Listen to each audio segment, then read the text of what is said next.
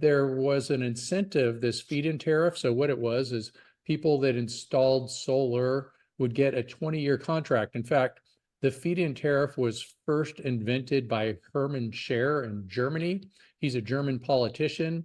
And recently I actually had a podcast with a friend of Hermann Scher because we couldn't get Herman because he passed away. His name is Ike Weber. And we were talking all about feed-in tariffs. And so it really kickstarted the solar industry. It was a 20-year contract. And so if some of these projects say were started in 2010, they're going on to get paid until 2030 at 80.2 cents per kilowatt hour. That's what the price was. For the when I got familiar with the Ontario market, which was around 2012, the 80 cents price was for residential, and 40 some cents for utility. Yeah, was I think it was that 44. the same prices that you're referring to? That so they did not go down from 2009 to 12. From like, okay, I didn't realize. I was thinking, I don't know if it did or not, so I'm just curious if utility was even higher before then, but probably not. And the feed-in tariffs have gone down dramatically, just like the price of solar.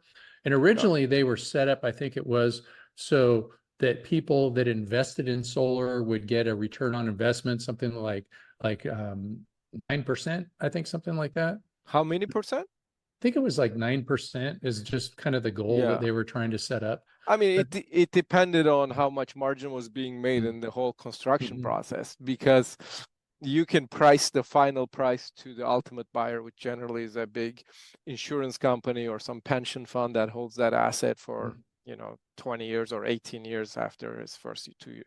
Because generally, the way those assets were built were there would be probably 2, 3, 4 different owners from the origination of the solar development project to the finishing of the project. And once it was finished and operational and had 1 or 2 good years of data, then the big owners, the big asset owners, would hold them for a 9-10% return.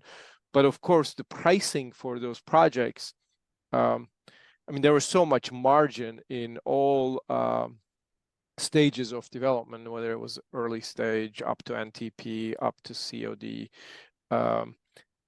or during the EPC process also, like it was just a high margin environment. And that's why actually I was looking into the Canadian market back then,